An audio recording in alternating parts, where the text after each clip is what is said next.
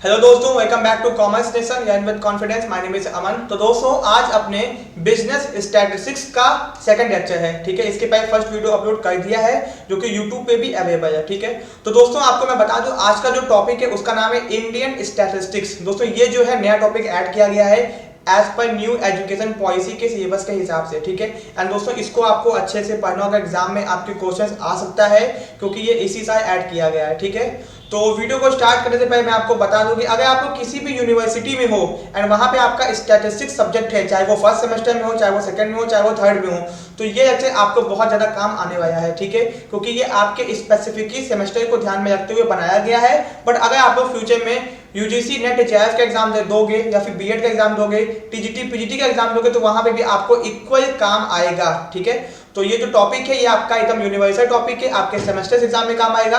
वैसे तो ये आपके सेमेस्टर का सिलेबस है, इसलिए आपको मैं बता रहा हूँ। बट फ्यूचर में नेट जेआरएफ का एग्जाम दोगे, आप लोग यूपी बीएड का एग्जाम दोगे, बीएड का एग्जाम दोगे, टीजीटी पीजीटी, तो वहां पे भी काम आएगा। मतलब कॉमर्स के किसी भी एग्जाम में काम आपको ये आएगा। एंड वैसे स्पेसिफिकली आपके कॉलेज के सेमेस्टर एग्जाम के लिए तो बहुत इंपॉर्टेंट है क्योंकि न्यू एजुकेशन पॉलिसी में इसको ऐड किया गया है। ठीक है, अब दोस्तों स्टैटिस्टिक्स क्या होता है हमने बहुत अच्छे से डिस्कस भी किया था इसके पहले वीडियो में। आज इंडियन स्टैटिस्टिक्स की बात आती है। ठीक है, तो इसको पढ़ने से पहले हम लोगों को एक योग है जिनके बारे में पढ़ना पड़ेगा। तो उनका नाम क्या है दोस्तों? वो है फादर ऑफ इंडियन स्टैटिस्टिक्स।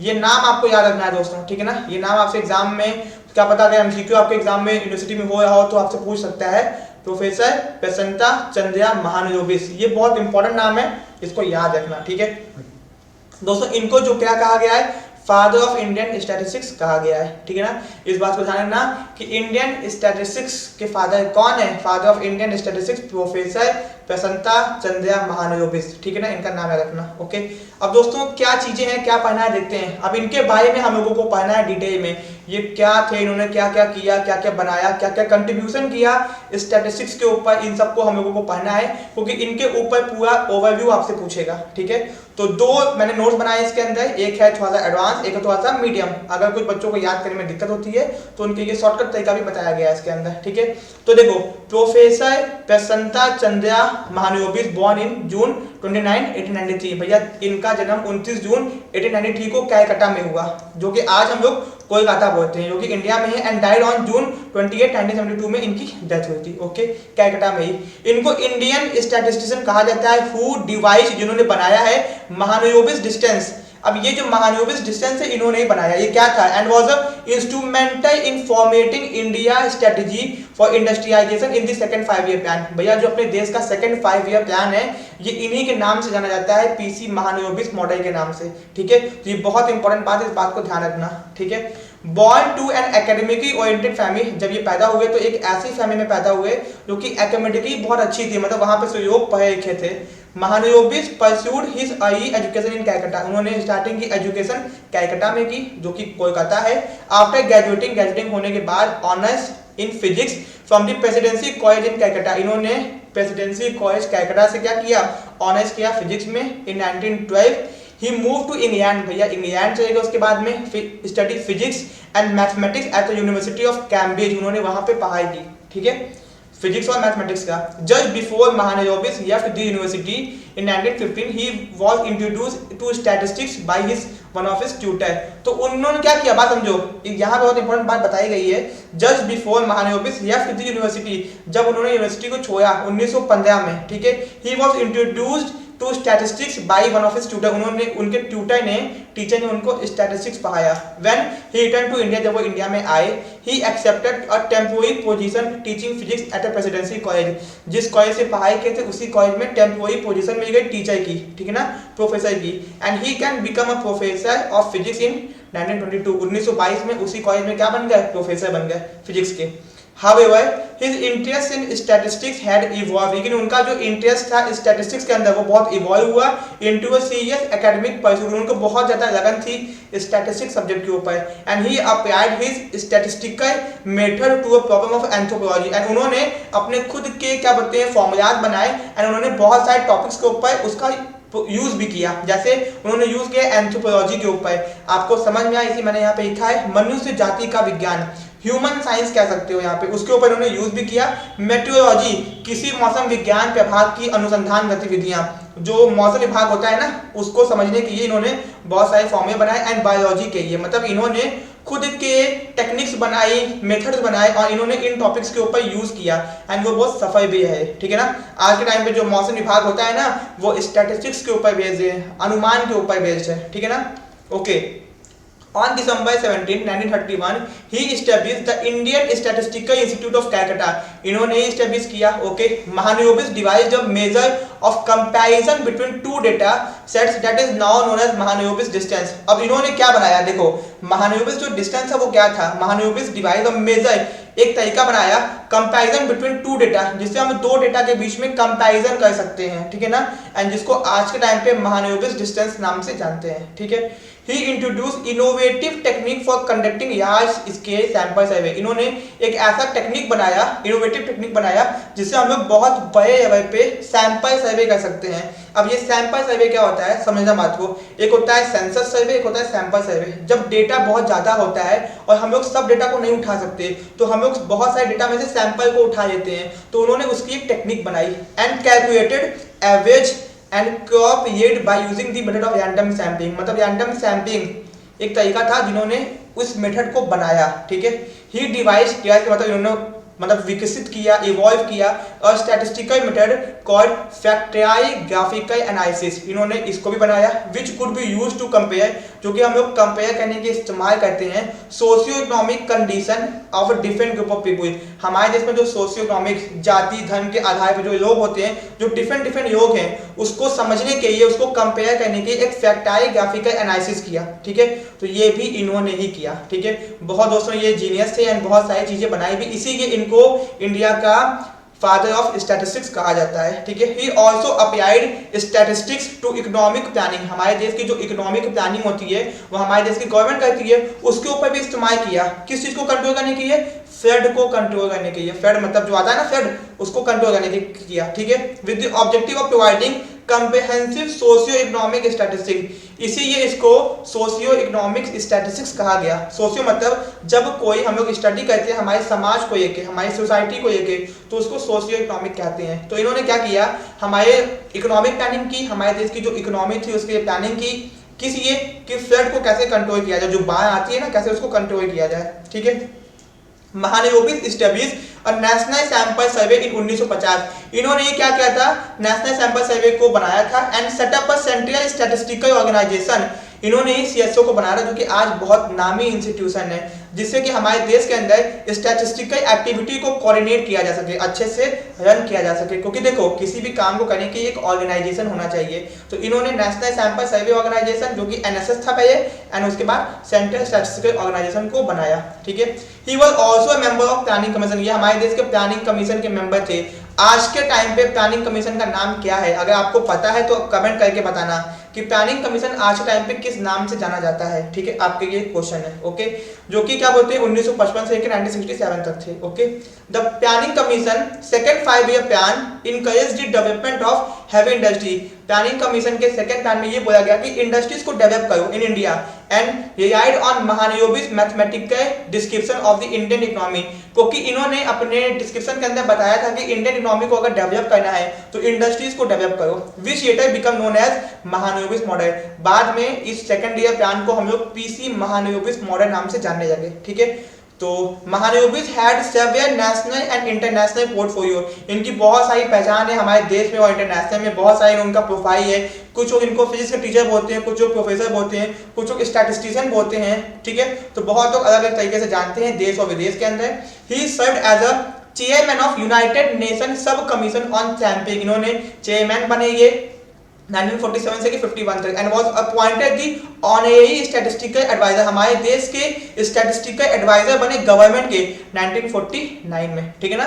तो मतलब हमारे देश को ये सलाह देते थे कि ये करना चाहिए, ये होना चाहिए, ठीक है ना, अपने टेक्निक्स और फॉर्मूले को इस्तेमाल करके, okay. For his pioneering work, इनके काम के कारण ही was awarded a Padma Vibhushan one of the India highest honour, ये इंडिया का बहुत ही हाईएस्ट क्या बोलते हैं ऑनर है, एक अवार्ड है जो दिया जाता है by the Indian government in 1968 में इसे ये इनको पद्म विभूषण भी दिया गया। ठीक है, तो दोस्तों ये जो था आपके ये मतलब पॉइंट्स के अंदर चीजें आपको बताई गई जिससे आप समझ पाओ कि ये क्या थे। और इंडियन स्टैटिस्टिक्स कुछ खास नहीं है, जब इंडिया के चीजों को देखते हुए, इंडिया के एटमॉस्फेयर को देखते हुए स्टैटिस्टिक्स का यूज किया गया। किसने किया? पीसी महानोबिस ने किया। इसी को इंडियन स्टैटिस्टिक्स कहा जाता है। एंड जो ये बनाया नहीं गया है महानोबिस मॉडल आपका, उसके बाद आपका फैक्टाइल ग्राफिकल एनालिसिस एंड आपका महानोबिस डिस्टेंस, यही सब आता है इंडियन स्टैटिस्टिक्स के अंदर। ठीक है, अब उसके बाद दोस्तों ये जो मैंने बनाया है, ये देखो सेकंड वाला, ये बनाया है उन बच्चों के लिए जिनको ज्यादा याद करने का टेंशन नहीं चाहिए। तो ये भी वही चीज है, यहाँ पे आपको यहाँ पे देख सकते हो इनका करियर, इनका एजुकेशन, इनका कंट्रीब्यूशन, देखो महानोबिस डिस्टेंस, क्या इनोवेटिव टेक्निक, सब कुछ वही चीज है। ठीक है ना, ओके। तो हम लोग पहले थोड़ा सा इसको नहीं देखते हैं, यहाँ पे एक चीज उधर खेलते हैं जो, क्योंकि प्रसन्नता चंद्रा महानोबिस जिनको father of Indian modern statistics in India कहते हैं। ठीक है भैया, अच्छी बात है। फाउंडेड इंडियन स्टैटिस्टिकल इंस्टीट्यूट इन्होंने बनाया है। ठीक है ना, planning commission point methodology for large survey. ठीक है, एवरी ईयर, ये मुझे ये आपको बताना था कि हर साल, ठीक है, 29 जून को हम लोग ऑब्जर्व करते हैं नेशनल स्टैटिस्टिक्स डे।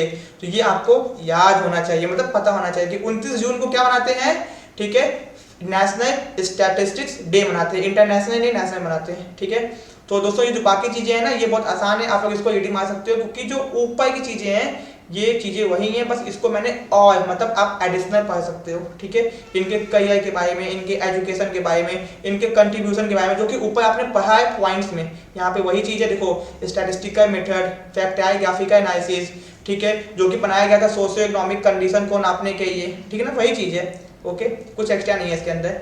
तो आपने महानोबिस के बारे में अच्छे से समझ लिया कि क्या था, और इन्होंने ही इंडियन स्टैटिस्टिक्स की शुरुआत की थी। इंडिया में स्टैटिस्टिक्स क्या होता है पता ही नहीं था लोगों को, इन्होंने ही अच्छी शुरुआत की। ओके, तो अब हम लोग वापस अपने टॉपिक पे आते हैं। जो टॉपिक था ये था कि भैया अब क्या क्या कमी थी इंडियन स्टैटिस्टिक्स की। भैया इंडिया के अंदर देखो कमी तो बहुत सारी है।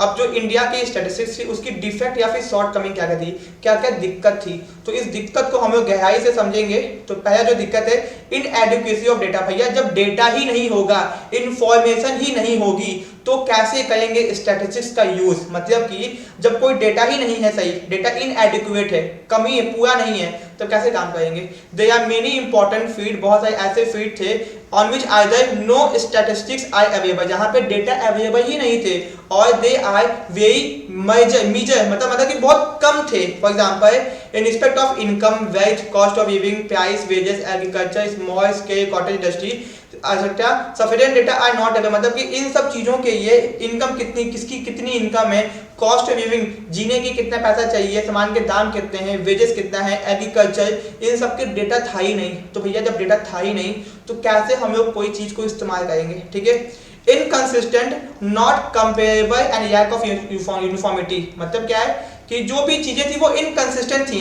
कंसिस्टेंट का मतलब जब चीजें एक साथ चलती हैं। नॉट कंपेरेबल, जब डेटा को कंपेयर नहीं कर सकते तो कोई काम का डेटा नहीं है। और यूनिफॉर्म नहीं था, कभी कोई रिजल्ट आए कभी कोई रिजल्ट आए। दोस्तों ये क्या है, इसको भी समझ लो अच्छे से कि जो चीजें थी वो कंसिस्टेंट नहीं थी। मतलब कभी हम मेथड का इस्तेमाल करें तो आंसर कुछ और आए, कभी कुछ और आए। तो in some cases there is no uniformity, कोई यूनिफॉर्म चीज नहीं थी मेथड के अंदर। डेटा को कैसे उठाना है, कैसे क्लासिफाई करना है, स्टैटिस्टिक्स की डेफिनेशन क्या होती है। ठीक है ना, with the result data are not strictly comparable, इसी के कारण डेटा को कंपेयर नहीं कर पाते थे। ठीक है, अब क्या दोस्तों थर्ड क्या है, इनएक्यूरेसी ऑफ डेटा। डेटा भी हमारा इनएक्यूरेट था, डेटा भी सही नहीं होता था। इनएडुकेसी मतलब उतना नहीं था, इनएक्यूरेसी मतलब सही डेटा नहीं था। ठीक है, in respect of certain statistics, doubt have been expressed with regard their reliability. भैया लोगों को डाउट होता था कि जो डेटा है वो सही है कि नहीं, क्या इस पे हम लोग भरोसा कर सकते हैं कि नहीं।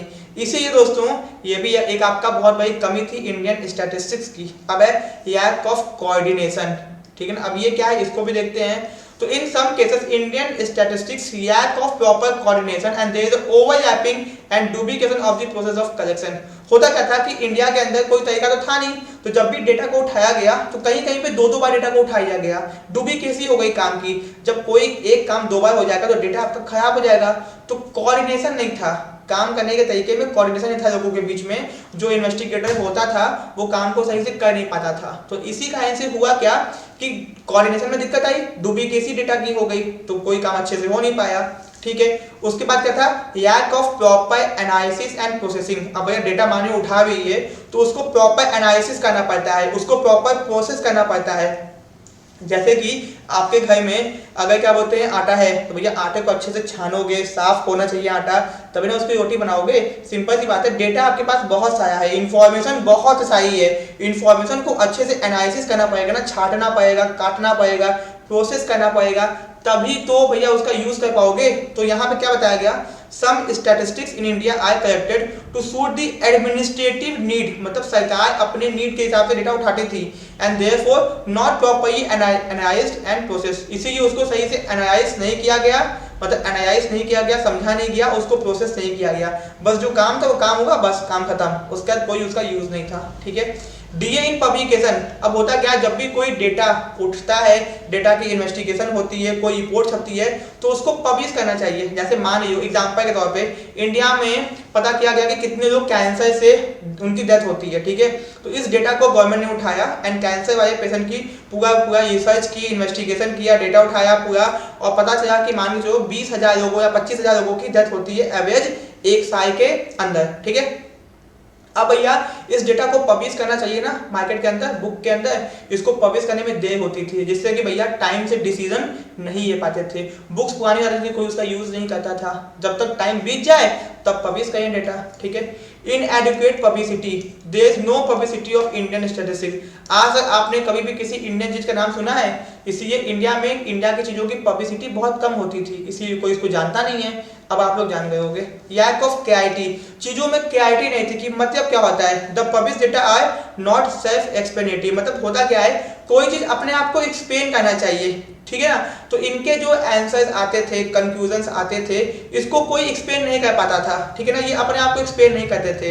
And their scope, significance, method are comprehension of not fully known, मतलब बहुत कॉम्प्लेक्स थे, मतलब लोग उसको अच्छे से जानते, जब लोग चीजों को जानते नहीं ना, तो उसके ऊपर विश्वास नहीं करते हैं। जब चीजें कोई नई नई आती है, लोग उसके ऊपर विश्वास नहीं करते हैं, धीमे धीमे उसको जानते हैं, तो इसीलिए इसको चीज के अंदर क्लैरिटी नहीं थी। तो ये सब आपकी दिक्कतें थी, शॉर्ट कमिंग्स थी इंडियन स्टैटिस्टिक्स की। ठीक है ना, ओके। अब दोस्तों यहाँ पे क्या बताया है, difficulties in the collection of Indian statistics. भैया जब इंडिया में से डेटा उठाना था तो भैया क्या क्या दिक्कतें आई, क्या क्या समस्याएं आई। तो पहली जो समस्या है A88, आपको पता है कि इंडिया का जो A83 रेट था वो बहुत ज्यादा था, आज तो बहुत अच्छा हो गया है, पहले बहुत ज्यादा था। ठीक है, तो mostly Indian people are A88, they do not understand the value of, उनको स्टैटिस्टिक्स की वैल्यू पता ही नहीं थी। ठीक है, moreover they do not keep any record so the data are not correct gathered, ये कोई रिकॉर्ड रखते ही नहीं थे कि हाँ भैया, अब देखो आज के टाइम पे किसी को बुखार होता है ना, तो वो पूरा टेम्परेचर लेता है, हाँ इतने बजे इतना टेम्परेचर था, इतने बजे इतना टेम्परेचर था, इतने बजे इतना टेम्परेचर था, तो वो उस डेटा को करेक्ट करके डॉक्टर को दिखाता है, जिससे कि डॉक्टर टाइम से दवाई और सही दवाई दे सके। लेकिन पहले के लोग इरिटेट थे, वो लोग क्या करते थे कि वो डेटा उठा के रखते ही नहीं थे कोई, तो इसीलिए कोई भी इंफॉर्मेशन सही से मिल नहीं पाती थी।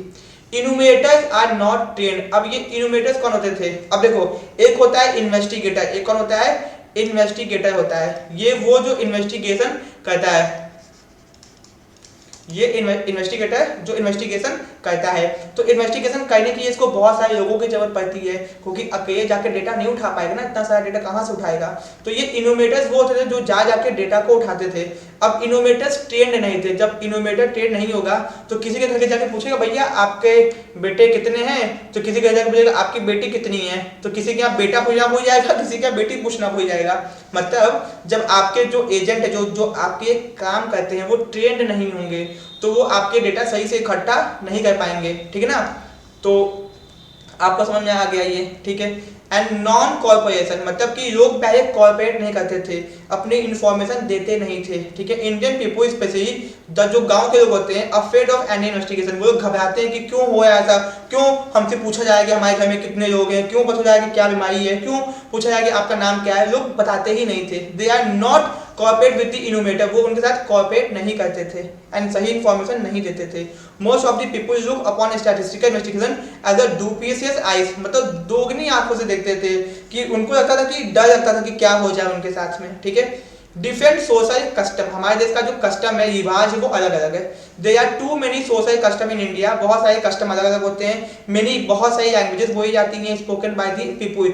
द कंप्लीट, इसके कारण होता क्या है, अब मान लो कि बिहार से डेटा इकट्ठा करना है तो बिहार के लोग अच्छे से कर पाएंगे, वेस्ट बंगाल से करना है, ठीक है ना, तो यहाँ की भाषा बोली अलग होती है, तो इसीलिए डेटा को इकट्ठा करने में दिक्कत होती थी, ठीक है। बिग कंट्री, आपको पता है India second largest country in the world है, तो आप सोच लो कि डेटा कैसे उठाया जाएगा, पॉसिबल नहीं है, ठीक है। वो तो अभी पता नहीं कैसे 100 करोड़ लोगों को वैक्सीन लग गई है, बहुत बड़ी बात है, एंड बहुत ये अपेज करने वाली बात है कि 100 करोड़ लोगों को इतने कम टाइम के अंदर वैक्सीन लगा दी गई, ठीक है। Lack of means of transportation, भैया there are no sufficient means of transportation and communication in the India. उस समय इंडिया में इतना कम्युनिकेशन और ट्रांसपोर्ट की फैसिलिटी नहीं थी कि गांव-गांव जाके डेटा को इकट्ठा किया जा सके, ठीक है। तो ये भी एक दिक्कत थी इंडिया के डेटा को, इंडियन स्टैटिस्टिक्स को कलेक्ट करने में, ठीक है। Indifference on the part of government, मतलब central government is indifferent toward collecting information and government officer do not take interest. Government को उतना मतलब नहीं था, उनकी सरकार बन गई, वो सरकार चल रही है, तो उन्होंने उतना ध्यान नहीं दिया, जितना उनको काम होता था बस उतनी डेटा उठाते थे, काम नहीं है तो वो उनके ऑफिसर भी ध्यान नहीं देते थे। तो ये भी एक कारण था कि गांव में गए, हुआ नहीं तो फर्जी ही डेटा को भाई दिए, ठीक है ना, तो ऐसा भी होता था। वेरी कॉस्टली भैया, बहुत खर्चा होता है डेटा को उठाने में। आज के टाइम पे गूगल कंपनी हम लोगों को इन्फॉर्मेशन बेच रही है, बस इन्फॉर्मेशन बेच रही है, और उससे लाखों करोड़ों अरबों कमाती है पर सेकंड में, तो सोचो। तो since India is spread over wide, India बहुत वाइड है, and therefore investigation become very costly, बहुत खर्चा होगा ना, इतना टाइम लगेगा आपका इन्वेस्टिगेशन में, ठीक है।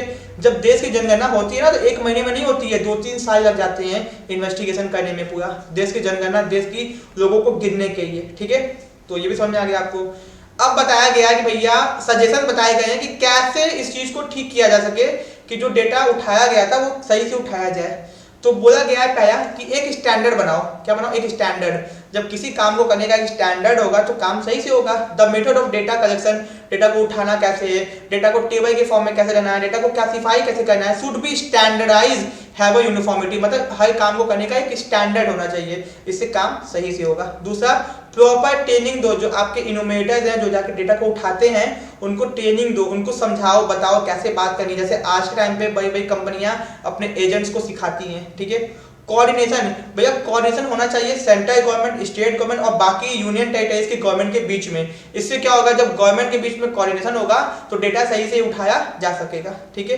एक्यूरेसी, डेटा उठाने का मतलब कैसे भी उठाओ नहीं, डेटा को एक्यूरेसी के साथ में उठाओ, सही तरीके से उठाओ, ठीक है ना, ध्यान दो, कोई भी गलती नहीं होनी चाहिए, ओके। कॉन्शियस, मतलब greater conscious should be created in public, मतलब लोगों को भ्रम ना हो, लोगों को कुछ गलत समझ में ना आए, उनको सही चीजें बताओ कि क्या फायदा है स्टैटिस्टिक्स का, इससे उनको क्या बेनिफिट हो सकता है, एंड ये उनके खिलाफ नहीं इस्तेमाल किया जाएगा, उनके भले के लिए इस्तेमाल किया जाएगा, ठीक है।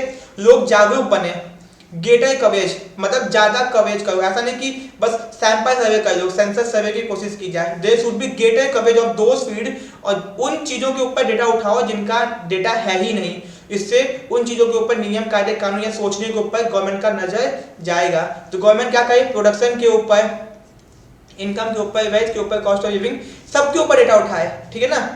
पब्लिकेशन, अब ये क्या होता है, डेटा को उठा के टाइम से पब्लिश करे, उठा के बस अपने मन से कोई इस्तेमाल ना करे, मतलब काम जो करना है करे, बट क्या करे, टाइम टू टाइम डेटा का जो कंक्लूजन है, जो निष्कर्ष है, उसको हमारे सामने बताए कि हाँ ये डेटा हमने उठाया और ये निष्कर्ष निकला, ठीक है। तो उसको पार्ट पार्ट में पब्लिश ना करे, ठीक है। There should be decentralisation in the publication, मतलब कि अगर देखो टाइम लग गया है बहुत तो पार्ट पार्ट में पब्लिश कर दे, टाइम नहीं लगा तो जल्दी कर दे। The data should be publish as soon as possible if information can not be publish in full, अगर फुल में पब्लिश नहीं की जाएगी, अगर पार्ट में की जाएगी तो there should be decentralisation in the publication of data, तो डेटा का कोई यूज नहीं हो पाएगा, लोग अपने अपने हिसाब से इस्तेमाल करेंगे, आधा अधूरा नॉलेज होगी लोगों को, ठीक है। एग्जांपल समझो, मान लो कि इंडिया में कितने लोगों की क्या बोलते हैं कैंसर से मौत हो रही है, अब इंडियन गवर्नमेंट ने डेटा उठाया, अब टाइम से इसको पब्लिश नहीं किया, बस आधा पब्लिश किया कि जो क्या बोलते हैं लंग कैंसर वाले हैं वो 2000 लोग हैं, तो बाकी पब्लिश ही नहीं किया डेटा, तो इन्फॉर्मेशन तो आई नहीं ना कि वो 2000 तो होंगे नहीं, ज्यादा होंगे। और उसका रीजन क्या है, उन्होंने क्या खाया, क्या पिया, क्या किया अपनी जिंदगी में कि कैंसर हो गया, कि पहले से था। तो इन्फॉर्मेशन जब नहीं होगी तो डिसीजंस कैसे लिया जाएगा, कैसे उसके लिए कोई नियम बनाया जाएगा, ठीक है। हम आपको एक बात बता दें कि जब भी कोई नई टाइप की बीमारी आती है ना तो उसका पूरा खर्चा गवर्नमेंट उठाती है। क्यों? क्योंकि वो नई बीमारी है एंड वो दूसरों को ना हो जाए, उसको ठीक करने के लिए कैसे ठीक किया जाएगा उसके ऊपर पूरा गवर्नमेंट रिसर्च करती है। ठीक है ना, पूरा मतलब बहुत सारी ऐसी बीमारियां हैं जो कि बहुत लोगों ने देखी है एंड नई है, किसी को पता भी नहीं है उसके बारे में। ठीक है ना, मतलब लोग जानते हैं बट सुना है बट देखा नहीं है, तो गवर्नमेंट उसके ऊपर क्या करती है, रिसर्च करती है। तो ये सब स्टैटिस्टिक्स की मदद से पॉसिबल है। यूनिवर्सिटी कॉर्पोरेशन, भैया हमारे देश की जो यूनिवर्सिटी है, in the collection of analysis of data corporation, research institute and university should be sort for.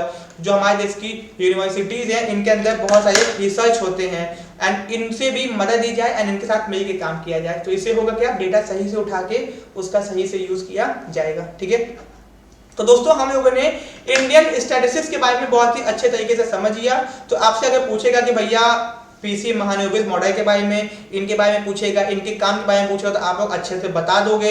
And Indian statistics के डिफेक्ट, डिफिकल्टी और सजेशन फॉर द इम्प्रूवमेंट आप लोग बता दोगे। ठीक है ना, तो क्या था इंडियन स्टैटिस्टिक्स, ये जो इन्होंने मॉडल बताए हैं, जो चीजें बताई हैं, यही था इंडियन स्टैटिस्टिक्स। ठीक है, तो होप कि आपको समझ में आ गया होगा। ठीक है, तो ये नया टॉपिक है, ध्यान से समझना, चीजों को देखना एंड अगर कठिन लगे तो नीचे वाले पॉइंट्स को एक बार रीडिंग कर लेना, ये वाला काम। ठीक है, थोड़ा सा आसान लगेगा आपको। ओके, वैसे ऊपर भी आसानी है, कुछ कठिन तो है नहीं। ओके, चीजें नई हैं इसलिए आपको थोड़ा ज्यादा लग रही है। अब जो टॉपिक स्टार्ट होगा वो जबरदस्त होगा, मतलब कि अब जो टॉपिक है ये देखो, यहां से अपना ट्रेडिशनल जो आज तक पढ़ाई होती आई है, जो बाकी बच्चे पढ़ते आए वो आपको पढ़ना है। ठीक है, इसके पहले के टॉपिक आपके ये न्यू थे, अब क्या है ये दोस्तों, ये ओल्ड टॉपिक है, मतलब ट्रेडिशनल है, जो कि हम लोग को आता भी है, हम लोग अच्छे से देखेंगे भी। ठीक है, तो देखो यहाँ पे ओरिजिन दिया है, मीनिंग दिया हुआ है आपका, ठीक है, डेफिनेशन दिया हुआ है, पूरा बहुत ही अच्छे तरीके से नोट्स को बनाया गया है कि आपके एग्जाम में मार्क्स बहुत अच्छे आए। ठीक है, तो दोस्तों वीडियो को लाइक कर देना, चैनल को सब्सक्राइब कर देना।